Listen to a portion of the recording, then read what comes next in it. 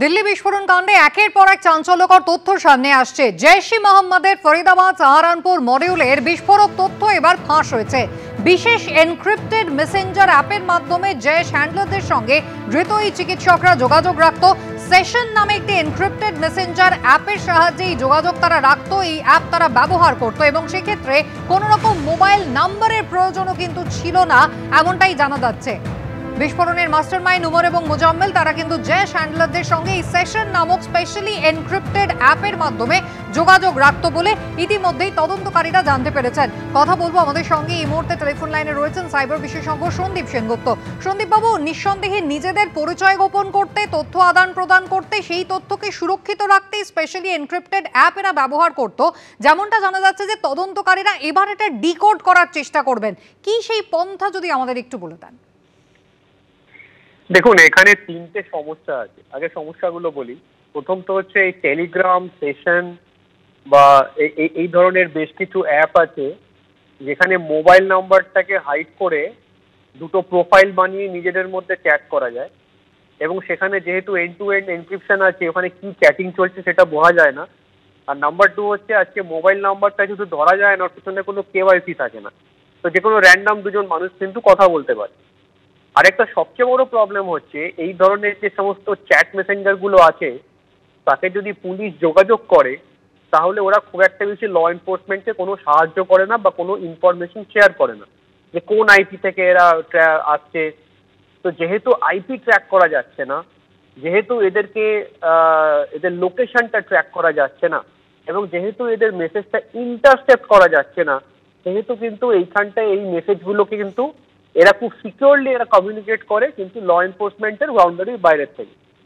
এবার ডিকোড যদি বলতে হয় তাহলে যেটা করতে হবে, কালকে এইগুলোর অনেকগুলো সিকিউরিটি এরা ফিচারগুলো এনেবল করে, যেমন এরা ক্লাউড ব্যাকআপ নেয় না। যদি ক্লাউড ব্যাকআপ নেয় তাহলে কিন্তু ক্লাউড সার্ভিসও কিন্তু বলে দিতে পারে যে ওখানে কি কথাবার্তা হয়েছে বা কি ওখানে ডেটা আছে। এরা ক্লাউড ব্যাকআপ বন্ধ করে দেয় এবং এখান থেকে ম্যাক্সিমাম ক্ষেত্রে দেখা যায় যে এরা বিভিন্ন ধরনের একটা ভিপিএন ব্যবহার করে এদের আইপি গুলোকেও কিন্তু ডাবল মাস্কিং করে দেয়, মানে ধরা পড়লেও কিছু করা যাবে না। সেই ক্ষেত্রে দাঁড়িয়ে পুলিশ কি করতে পারবে আমার সন্দেহ আছে। কিন্তু হ্যাঁ, যদি এই চ্যানেলের অনেক সময় একটা গ্রুপ বানিয়ে চ্যাট করে, সেই গ্রুপের মধ্যে যদি কোনো পুলিশের কেউ ঢুকে যেতে পারে বা ওখান থেকে যদি সন্ধান পেতে পারে তাহলে কিন্তু পুরোই চ্যাটটা সেখান থেকে তারা উদ্ধার করতে পারবে এবং তারপরে সেখানে কিছু জিনিস, একটা পদ্ধতি আছে, কিছু আইপি লগিং বা কোনো লিঙ্ক পাঠিয়ে সেইখান থেকে কিন্তু জানতে পারবে যে এদের এক্সাক্ট লোকেশনগুলো কোথায়। যদি সেইখানে লিঙ্কগুলো তারা ক্লিক করে বা কোনো একটা ডকুমেন্ট পাঠিয়ে দিল, সেই ডকুমেন্টটা যদি খুলে নেয় তাহলে কিন্তু সেখান থেকে তার লোকেশনটা বেরিয়ে যাবে। যদি প্রচন্ড সাবধান থাকে তাহলে কিন্তু এদেরকে লোকেশন ট্র্যাক করা বা এদের ইনফরমেশন জানা কিন্তু অলমোস্ট নেক্সট টু ইম্পসিবল।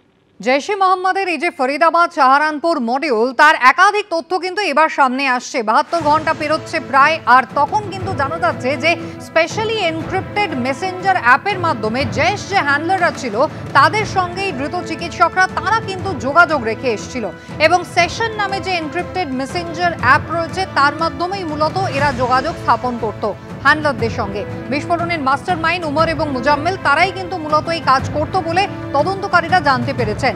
এই অ্যাপের ক্ষেত্রে অ্যাকাউন্ট তৈরি করতে কোনো মোবাইল নম্বরের প্রয়োজন হয় না, কোনো কেওয়াইসির প্রয়োজন হয় না। তদন্তকারীরা তারা এবার ডিকোড করার চেষ্টা করছেন, তবে বাইরে থেকে ডিকোড করা অনেকটাই কঠিন, এমনটাই কিন্তু বিশেষজ্ঞরা মনে করছেন। এই নিয়ে আমরা কথা বলেছিলাম ব্রিগেডিয়ার দেবাশিস দাসের সঙ্গে, তিনি কি জানিয়েছেন দেখুন।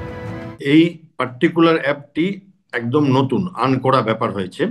এর আগে যেটা টেররিস্টরা করতো, এবং খালি টেররিস্ট কেন বলবো, এনি এক্সট্রিমিস্ট অর্গানাইজেশন বা যারা কিছু গোপন করতে চায় তারা টেলিগ্রাম ব্যবহার করতো। টেলিগ্রামের এনক্রিপ্টেড অ্যাড যদি টেররিস্ট দেখেন, আইসিস, আল কায়দা, হামাস, হেজবুল্লাহ, এরা রিক্রুটমেন্টের জন্য, ফান্ড রেজিং এর জন্য, ভায়োলেন্স ইনসাইট করবার জন্য মানুষের এটা ব্যবহার করেছে। এবং 2015 সালে ফ্রান্সে যে অ্যাটাকটা হয়েছিল যেতে 350 লোক মারা যায়, সেটা টেলিগ্রাম অ্যাপে ইউজ হয়েছিল। এবং যখন আমরা মানে পৃথিবীর যারা টেররিজম দেখে তারা চেষ্টা করেছিল টেলিগ্রামকে এটা বলবার, তারা বলেছে না, আমাদের মানুষের স্বাধীনতাই বেশি ইম্পর্টেন্ট, সেটা টেররিস্ট ব্যবহার করুক, আর যে আমরা দেবো না, আমাদের ইনফরমেশন দেবো না।